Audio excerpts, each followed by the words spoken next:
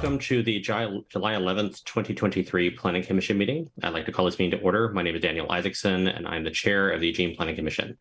To begin this evening, I'd like to call on Commissioner Bailing for the city's land acknowledgement statement.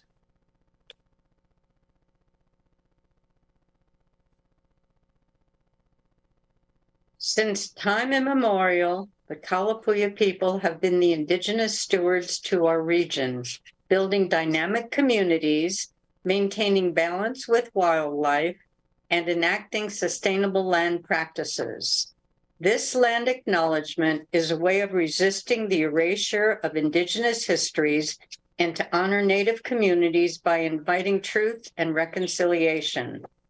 Following treaties between 1851 and 1855, Kalapuya people were dispossessed of their indigenous homeland by the United States government and forcibly removed to the Coast Reservation in Western Oregon. As we consider the impacts of colonization, we also acknowledge the strength and resiliency of displaced indigenous people. The city of Eugene is built within the traditional homelands known as Kalapuya Ilihi. Kalapuya descendants are citizens of the Confederated Tribes of Grand Ronde Community of Oregon and the Confederated Tribes of the Siletz Indians of Oregon. They continue to make contributions in our communities here and across the lands. We express our respect for the inherent political sovereignty of all federally recognized tribal nations and indigenous people who live in the state of Oregon and across the nation. Therefore, the Planning Commission recognizes that what we do today will affect the many generations who will come after us. Thank you, Commissioner Bailing, and thanks for everyone for joining us in this virtual meeting format. Tonight, we're holding a public hearing on proposed zone change to a new historic special area zone for the Mims House site. Anyone wishing to access and participate in the public hearing can do so by following the instructions listed in the agenda of this meeting. Planning Commission meetings can also be viewed by watching the live stream available on our website or broadcast on Comcast Channel 21. If you wish to speak or provide testimony tonight, please know that we will begin the testimony portion of tonight's meeting after a brief introduction from staff. When we've reached that point, staff will provide instructions about the virtual hearing format and how to participate. Before we start, I'd like to let you know a little bit about the Planning Commission and our role in the process. First, we are unpaid volunteers appointed by the Eugene City Council who all live and work in Eugene, like many of you. For the zone change proposal, we are not the decision makers. Rather, we will review the proposal, testimony, and other relevant materials and make recommendations to the City Council. The City Council will then hold its own public hearing before making a final decision on the proposed zone change.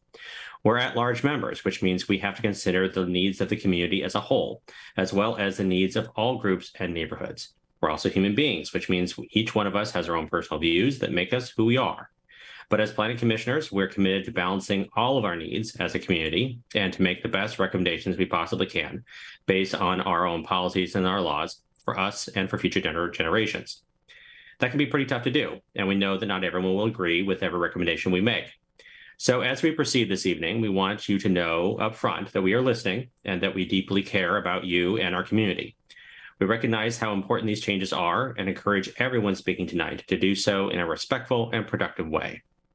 That said, given the topic of tonight's hearing, some of the terms we have to use are legalistic. So I will try to explain the requirements in plain English as best I can. Since this is a hearing for a site-specific application, there are unique procedures which we are required legally to follow. The decision-making process for this application is considered quasi-judicial, so we will use a quasi-judicial format for this public hearing. Before we begin, the Eugene Code also requires the Eugene Planning Commissioners to disclose any conflicts of interest, ex parte contacts, biases, and abstentions. In a quasi-judicial proceeding, the parties are entitled to an impartial, neutral decision-maker. To ensure this fair consideration, the Eugene Code and the Planning Commission's rules attempt to limit ex parte contacts, communication between parties, and the decision maker outside of the public hearing process. Each planning commissioner must disclose and describe the substance of any communication they have had about the application outside the public process. The planning commissioners must also disclose any conflicts of interest, that is, whether the decision they are about to make could or would result in a personal financial gain or loss for themselves, their relatives, a business for which the commissioner or commissioner's relative is associated. Finally, a planning commissioner cannot participate if they are biased, that is, if for whatever reason they are incapable of making an objective decision on these applications. Do any commissioners with that information known have anything they wish to disclose? Okay, not seeing anybody. Does anyone in the audience or a member of the commission wish to challenge the impartiality of any planning commissioners on tonight? Having seen none. Okay, with that covered, and the purpose of the hearing is to receive relevant testimony on the application before us. I want to remind everyone that your testimony should be directed toward the approval criteria that you believe apply to these applications. We ask that you frame your testimony in terms of the applicable approval criteria because the Eugene Code requires that our recommendation be based on these criteria. The approval criteria are listed and addressed in the Planning Commission packet for this evening. I would like to invite our moderator, Linda Baker, to provide instructions on how to get in the queue for providing verbal testimony at tonight's hearing. Ms. Baker. Hello, everyone. I'm Linda Baker, and I will be the moderator for tonight's meeting. I'm going to cover a few housekeeping items before we begin with regular proceedings. Firstly, I want to thank everyone for joining us in this virtual hearing and note that tonight's hearing is being recorded. Since we're meeting virtually, I'm going to provide instructions on how to request to speak during the public testimony section. When staff announces that it's time for testimony, you can get in the queue by raising your virtual hand. To do this, please click the raise hand button in the menu if you're joining us on computer, tablet, or smart device. If you're joining us by phone, you must dial *9 at the beginning of testimony. You should start by stating your name, your address, and whether you're in support, opposition, or neutral to the proposal. More instructions will be provided prior to the beginning of the public testimony section of our hearing tonight. With that, it's great to have everyone here tonight, and I will hand it back to the Eugene Planning Commission Chair. Thank you, Linda. Following public testimony, city staff will have the opportunity to respond to the testimony provided and answer any questions that might come up. Finally, the applicant will be given the opportunity for a final rebuttal. I know commissioners have asked for more clarity on when it's appropriate to ask questions, and staff has suggested that if you have questions about someone's testimony, you should ask those questions following the individual's testimony. Following the conclusion of public testimony, staff will have a chance to respond to the public testimony presented, and commissioners will have the opportunity to ask additional questions of staff. I want to remind everyone that the failure to raise an issue with sufficient specificity to allow the Planning Commission and parties to respond will preclude future appeals on that issue. In other words, please raise issues as clearly as you can so that the city and other parties can address them. Just as a reminder, the Planning Commissioner will not make the final decision on this application. We will make a recommendation to City Council, who will hold their own public hearing before making a final decision. Okay, before we start the hearing, I want to thank everyone again for their patience and flexibility as we work within this virtual meeting format. As always, feel free to contact staff if there's any testimony that you are not able to provide in this hearing or testimony that you wish to provide the Planning Commission in writing. For tonight's hearing, we'll begin with a brief presentation from Josh Hoff, and then open the public hearing. Josh.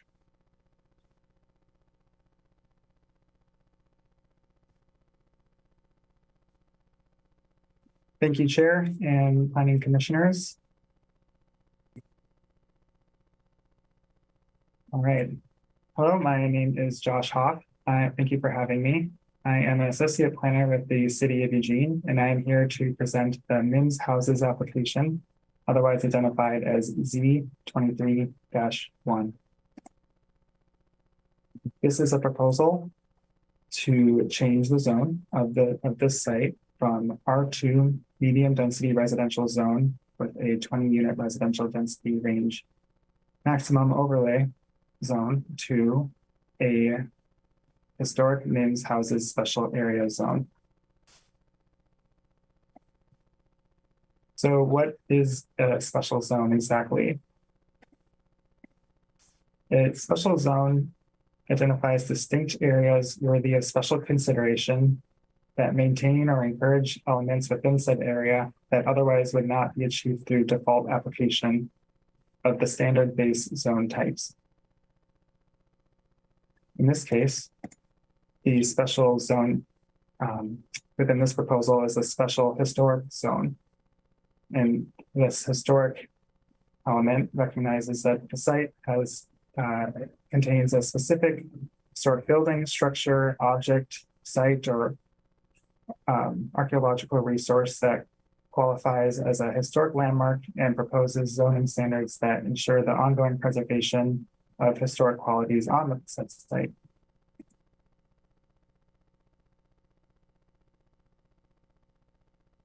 This site contains two historic structures, Mims House 1 and Mims House 2.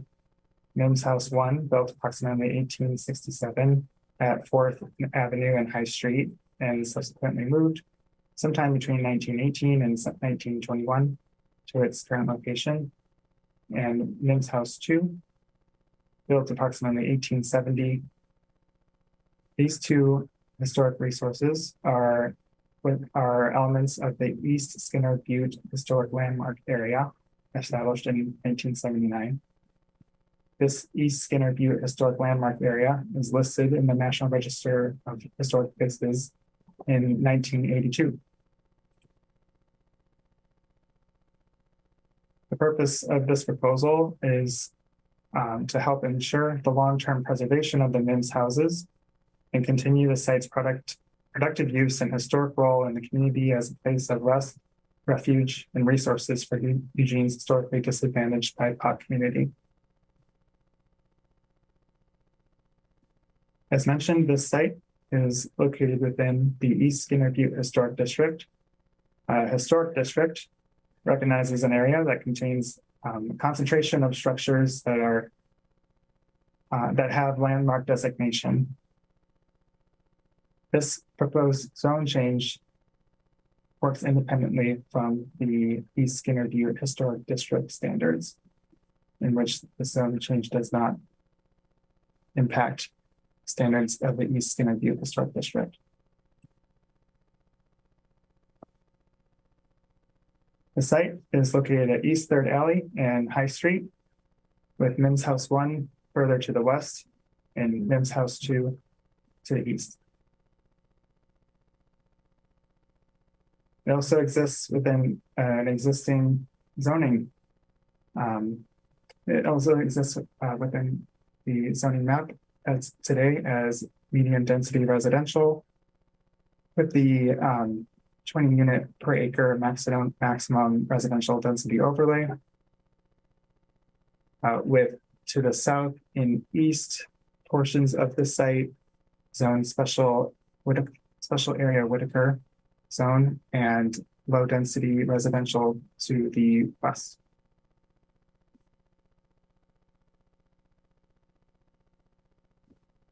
Three documents, each with their own scopes of influence, impact how sites are zoned in Eugene. At the city scale, the metro plan; at the neighborhood scale, the refinement plan, in this case, the Whitaker plan; and lastly, within the scope of the individual site, zoning, which includes a base zone that defines the site's uses and development standards, as well as an overlay zone for special regulations. This proposal demonstrates consistency with each of these scopes in that the proposal is consistent with the metro plan, is consistent with the Whitaker plan, and satisfies the transportation planning rule, served by key urban facilities, and meets siting requirements.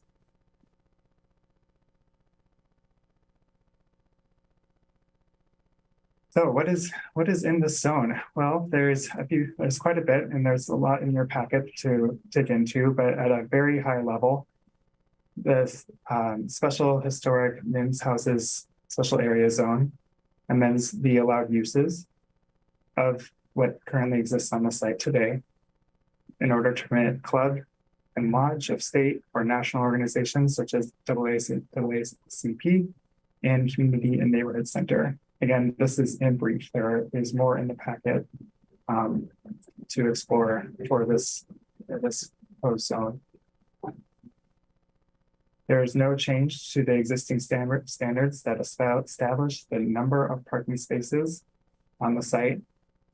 And there's no proposed change to the existing maximum density standard of 20 units per net acre, and that this proposed zone has a maximum threshold that is aligned with the existing maximum density threshold that exists in the overlay today.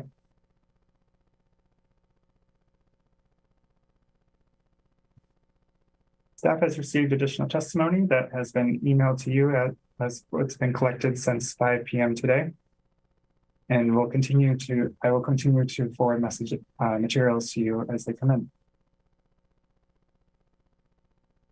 It's staff's recommendation that the Planning Commission keep the record open in coordination with the applicant and interested parties. Due to one of the pieces of testimony that was received.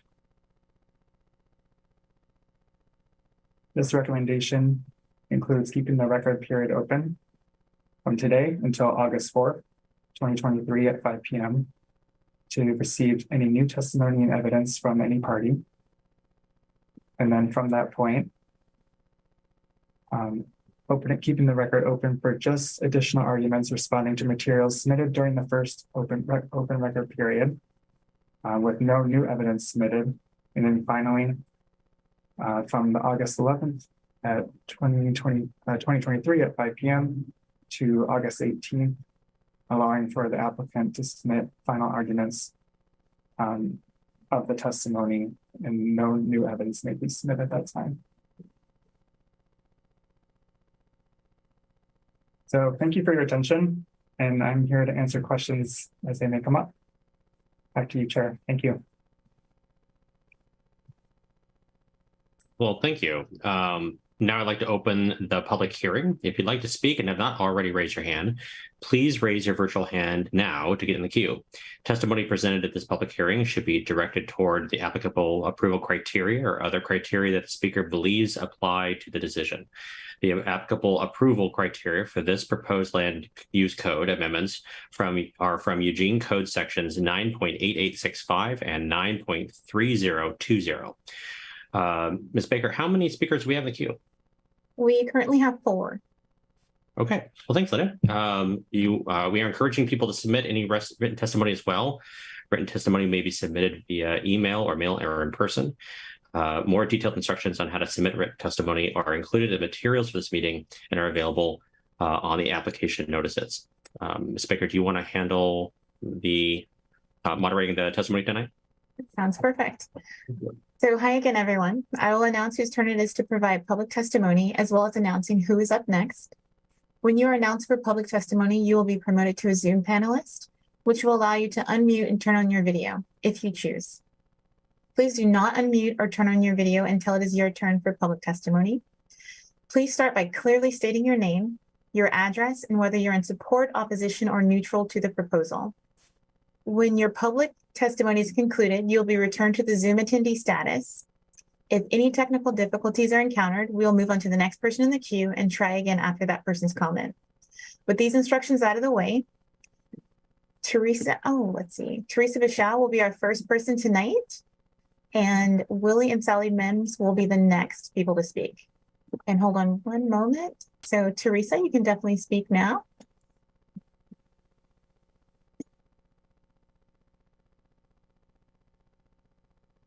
You'll have to unmute.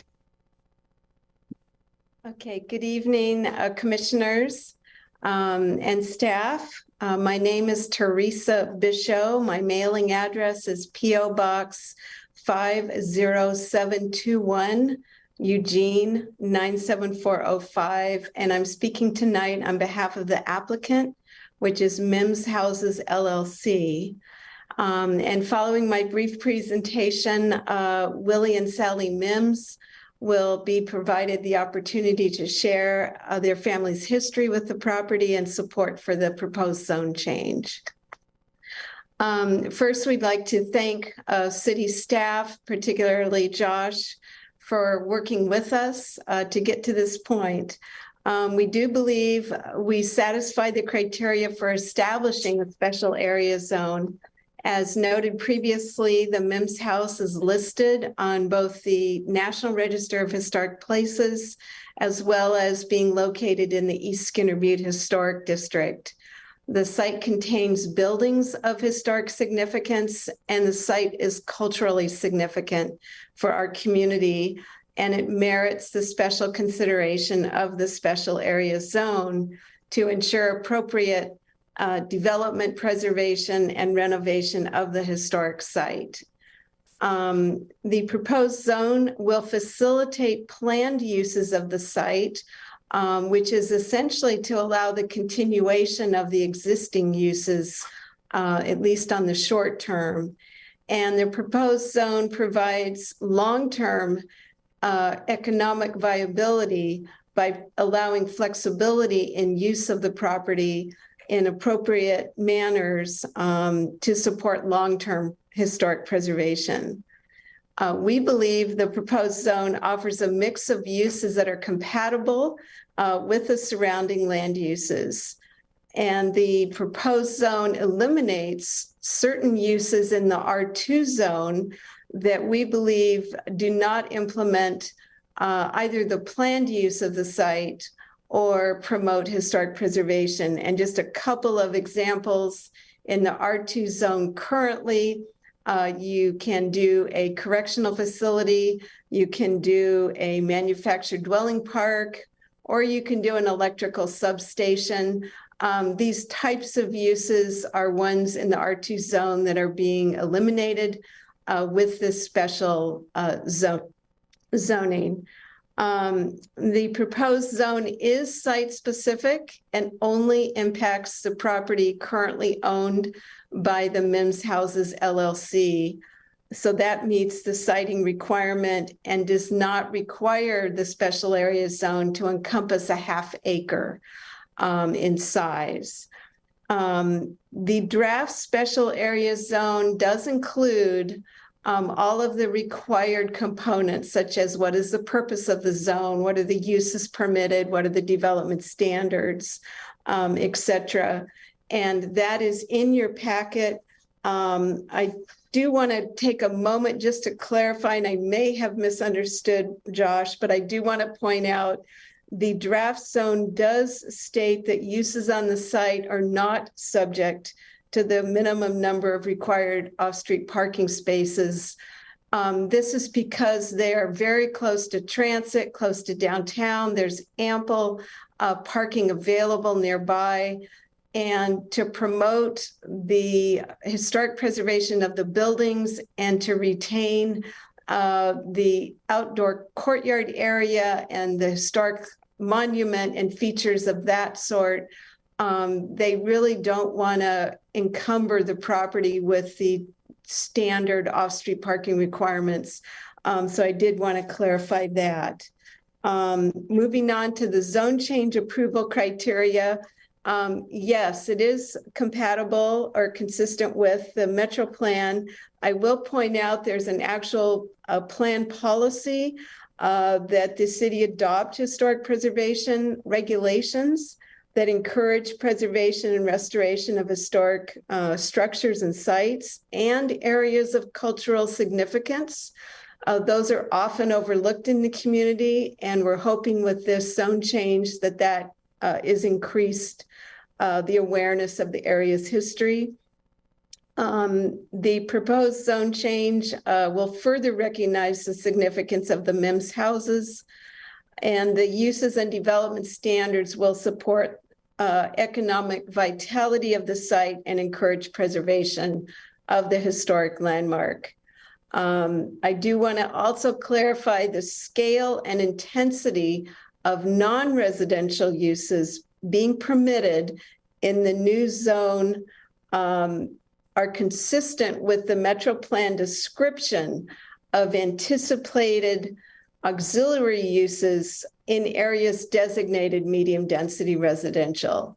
So for example, the Metro Plan assumed a certain portion of land designated for residential use would be developed for school or library or park and other non-residential uses, such as even neighborhood commercial uses. So we believe it's consistent with the Metro Plan. Moving on to the Whitaker Plan, it contains a couple policies that this is definitely in line with.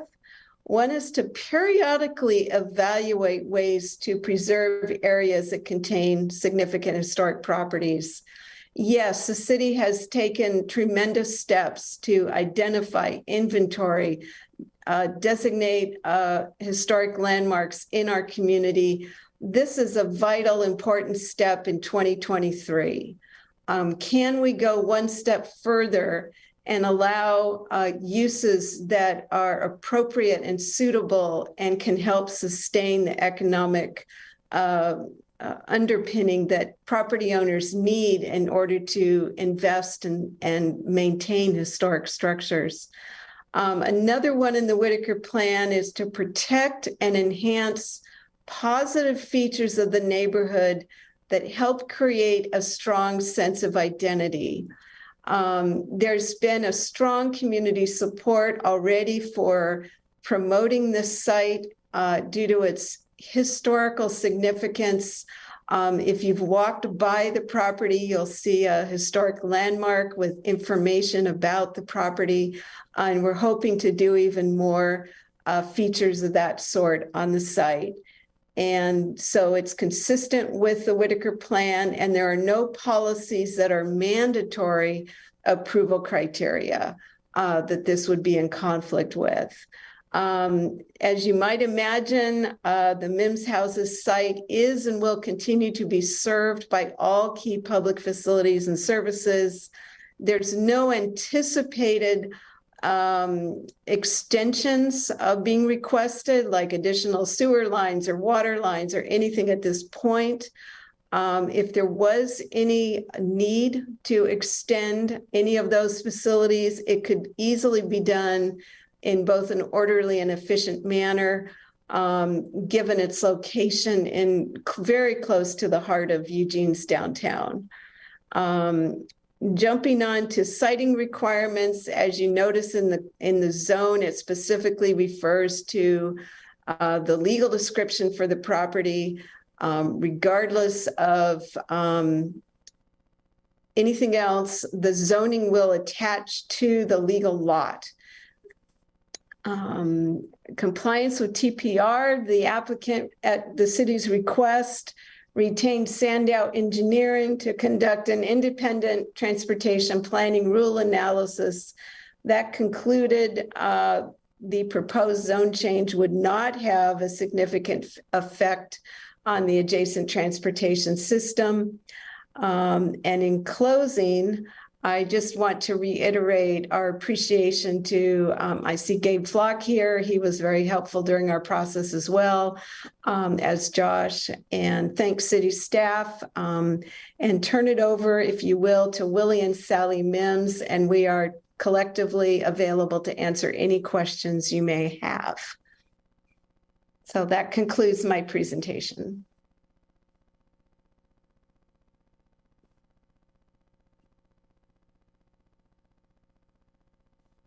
Ms. Baker, you're going to introduce Mims? Our next speaker is Willie and Sally Mims. Good evening. We appreciate everyone's time. We're going to try to make this as short and sweet as possible.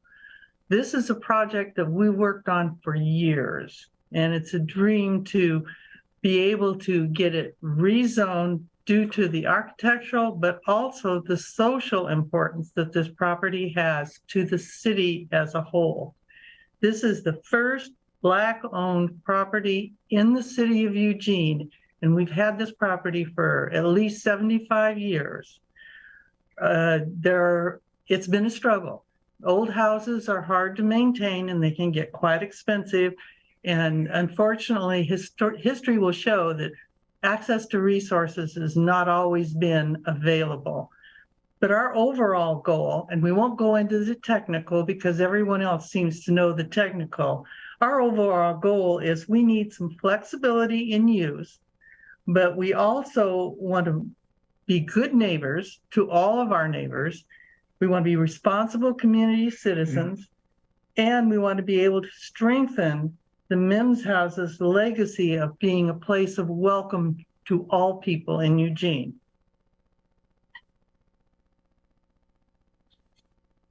All right. That will sum it up. I told you it was going to be short. All right. So the next person in the queue is Karen Knudsen, and I will promote you to panelist. Hold on one moment. Do I need to mute? Oh, I can mute you. Okay.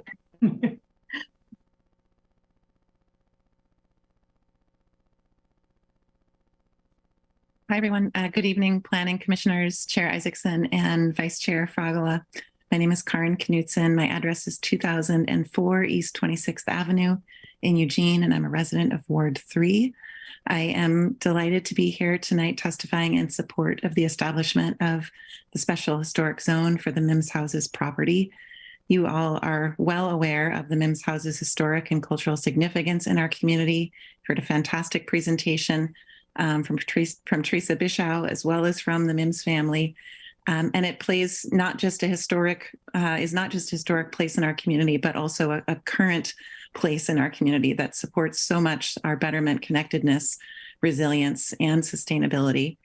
The establishment of a historic zone will support the preservation of the Mims Houses and is consistent with the goals and criteria of the SH zoning and associated plans. And this action will help protect a place that has already been designated a city historic landmark and a nationally registered historic place, and support its continued productive use. We all benefit from the vision that has been expressed by Willie and Sally Mims and their family in taking this step to formalize the Mims Houses place in our community's history. Several local organizations and community members have been working and collaborating with the Mims family and the NAACP for several years to develop the proposal before the Planning Commission.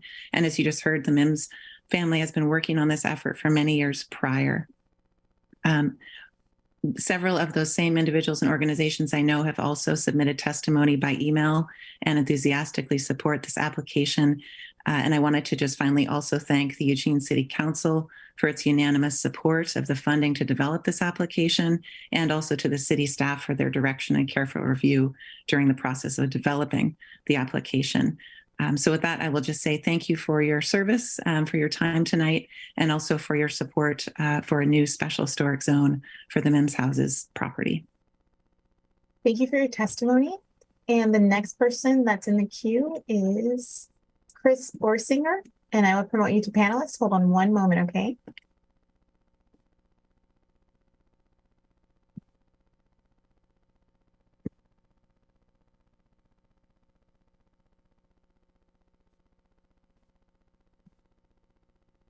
Thank you very much to the commission and staff and applicants and representatives. I just want to say I fully support this zone change. I have been involved with other community organizations, the NAACP and the Long-Tom Watershed Council, and businesses, including the Rainbow Valley Design and Construction, who have been helping over the years to envision how the future of this property can serve the community and be more sustainable, both economically and environmentally. I'm proud to have been part of a project that we've installed solar panels on the roof, shed roof outside of the historic view of the property, but providing new resources of solar power to move us toward a more climate friendly future. As we recognize the value of this place, it's in the today as not just in history, because we understand, certainly with what we have been going through in the pandemic and in the greater awareness for what we need to do in the future. This house stands as a beacon for how it has provided rest and refuge to Black people, even including important jazz musicians who were unable to stay in the Eugene hotels. So as a musician, I really appreciate that piece of the history, but there is always so much more when you delve into the particulars of a place. So thank you for considering the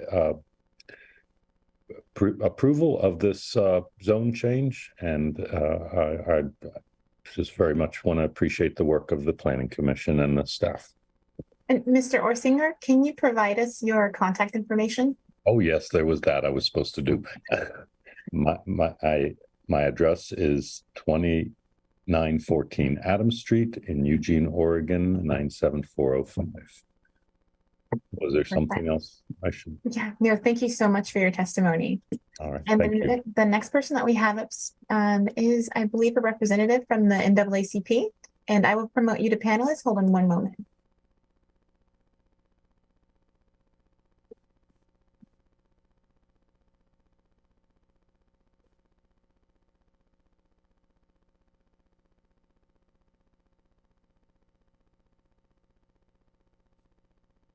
Am I good to go?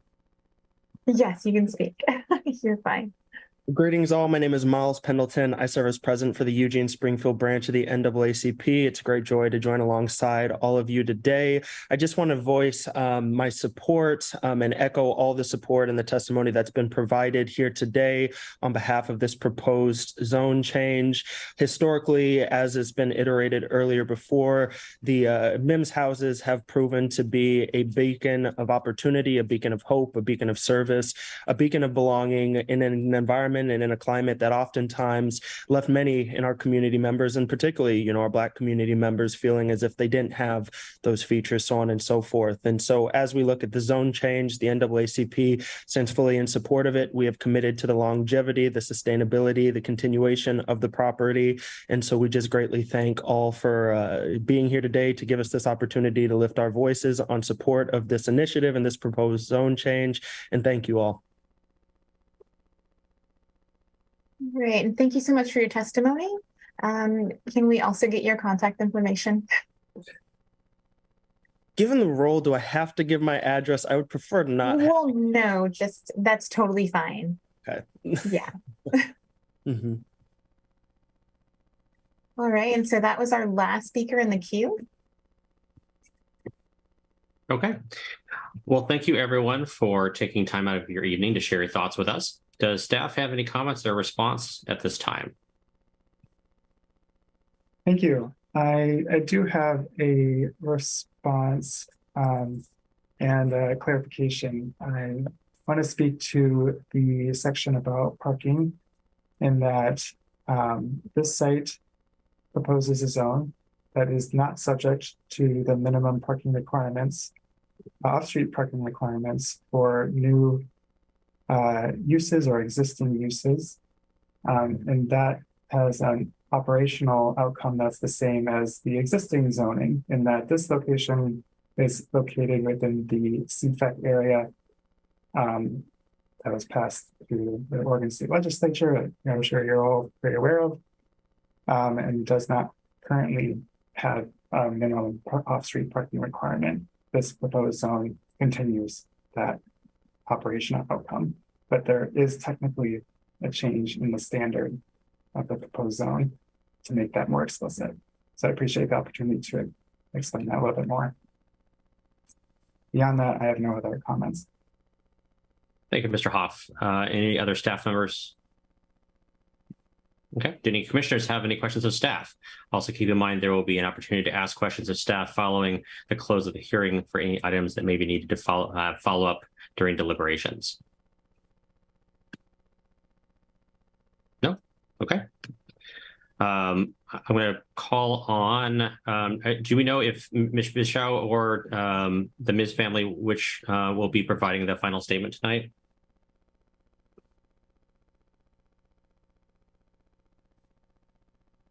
I did not have any further comments, and I appreciate Josh clarifying the standard regarding parking. Sally, did you or Willie have any final comments?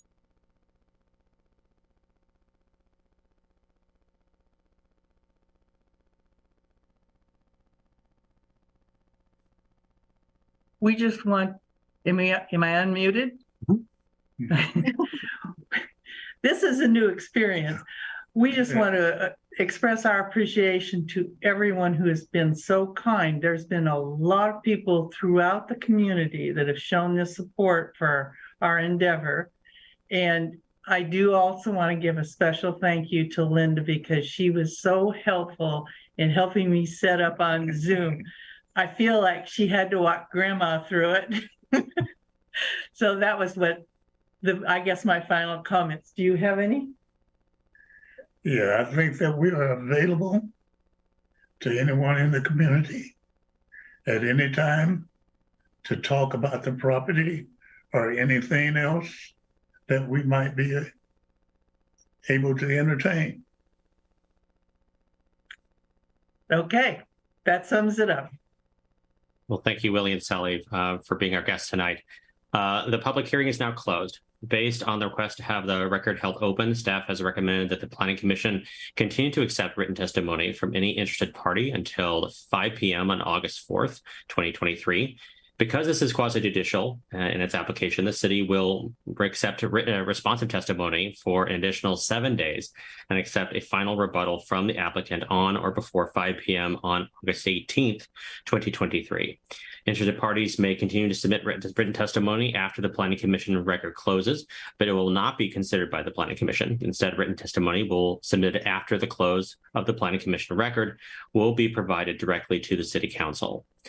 Looks like I'm going to need a motion to accommodate that. I have Commissioner Fregola's hand up. Yes, I move to hold the Planning Commission record open for any interested party to submit additional evidence or arguments until August 4th, 2023 at 5 p.m. Following that, the record will remain open for 1 week until August 11th, 2023 at 5 p.m. for additional arguments responding to the testimony submitted during the first open record period, but no new evidence. Finally, the applicant will have the following week until August 18th, 2023 at 5 p.m. to submit any final written argument. Second. I think I hear Commissioner Lear jump in there for a second. I don't know if we need to have a discussion, but if there's any discussion, we're open to have it. If not, we'll move right to the question. All those in favor of the motion as stated, please signify by raising your hand. Opposed? Motion carries unanimously. Do any commissioners have any or wish to speak or ask a question of staff? Okay, I don't see anything. So thank you for joining us and speaking tonight. We'll be back on Tuesday, July 18th to begin our deliberations on code amendments implementing the climate-friendly and equitable communities parking reforms. This meeting... I do want to make a comment, Chair. Oh, okay. Sure. Sorry, I was just kind of seeing if others were queued up. I'm Ken Beeson. I'm a planning commissioner. People who know me know how pleased I am to be a planning commissioner, and I can tell you it's work like this, I think, that gives me some particular pleasure. This is a very, very important proposal, and in my own mind, I don't really see any reason at all it doesn't meet all the criteria, and I'm certainly ready to support a recommendation to take it forward to the council. But I did want to say a couple of things. First off, I appreciate everybody who has testified, everybody who provided testimony and came out and talked to us about this, people who provided written testimony. I went through it pretty carefully. I found it pretty enlightening. I learned a lot. I certainly appreciate, as I usually do, the staff. Everything was thorough and well organized and kind of helped me. We talk about this kind of thing being a bit technical, and it is. And we don't do these kinds of things every day. And so it's good to be able to go through and have a good understanding and get pretty well grounded on it. So I appreciate all of the stuff that was put together. It's pretty clear what we're proposing here is a special area zone, and I don't need to spend a lot of time to try to distinguish that from a historical designation, which this has property's had for a number of years. But it's pretty clear, I think, taking this step as I learn about it to establish the special area zone and provide for the kind of flexibility that's being looked for here, and to do it in perpetuity in this community is it's a very powerful thing to do, and it's very meaningful. I certainly appreciate what we're doing here. So as I said, I'm ready to support it. After I've gone through it, I think one of the points I want to make, you see all of the material, you see the input, you see the support that comes from a cross section of this community in terms of the consultants that have been involved, the contractors that have been involved, the family, the Mims family, their agents, everybody who's been involved in putting this together. Certainly the city staff, as I mentioned, Karen mentioned, I think it was Karen that mentioned the city council. The city council basically helped initiate this as a proposal to get this started. All of this, in my mind, kind of supports and informs, helps to really support the quality. It supports kind of the thoroughness that we see here of this proposal, and certainly all of the content. There is an obvious level of care here on behalf of everybody that's involved. And I think all of it is helping to ensure kind of on a long-term or on a perpetual basis, this establishment of this special area zone and the designation.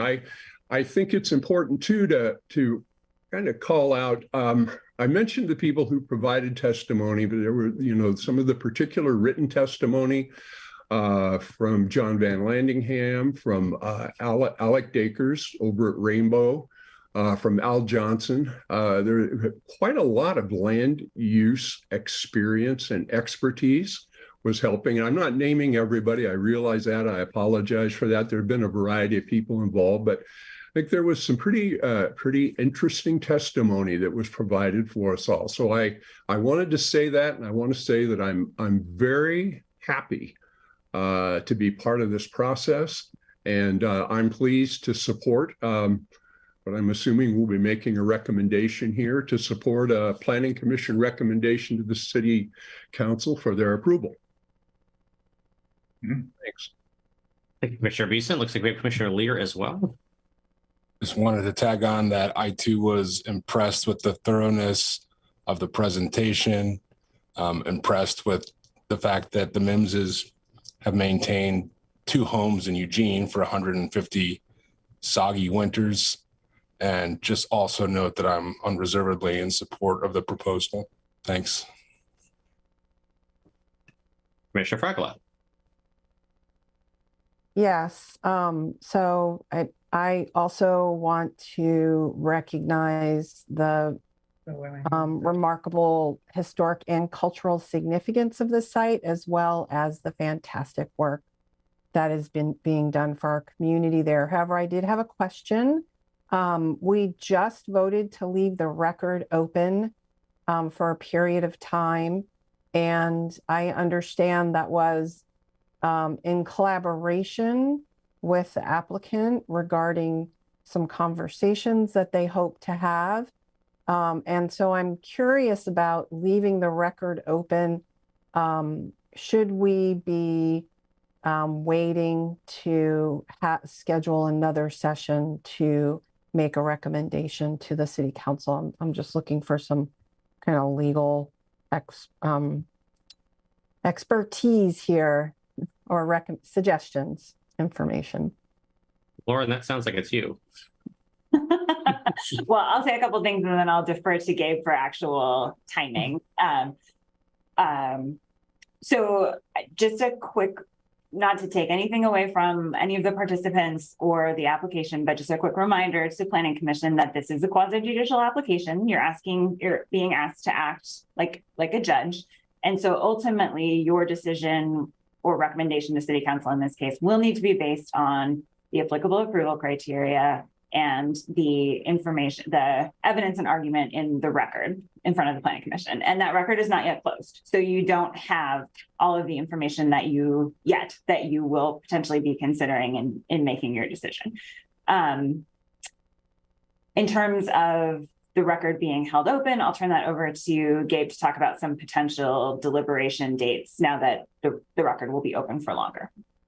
Thanks, Lauren. I appreciate it. And the clarification around ex parte contact and all that. So looking at the end of the open record period on August 18th, the soonest we would expect to be able to come back. We have two potential dates, I think, already tentatively on the commission's calendar, one of which would be August 22nd and the other August 29th. So just to forecast the likelihood of that, we'll need to do check a few things and send out invites for all that. But those are the two potential soonest dates that we can come back following the open record.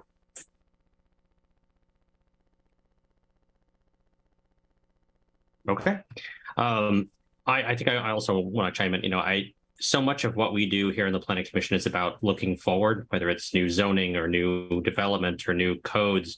And it's not often that we spend a lot of time looking back and what got us here. And it's nice to see folks who are really trying desperately to hold our past together and shine a light into our aspects that have not been great and ways we can always improve and what has kind of stood the test of time. And so I'm really thankful to hear this story and move this process along. So thank you for everyone who's attended. This meeting of Eugene Planning Commission is now adjourned.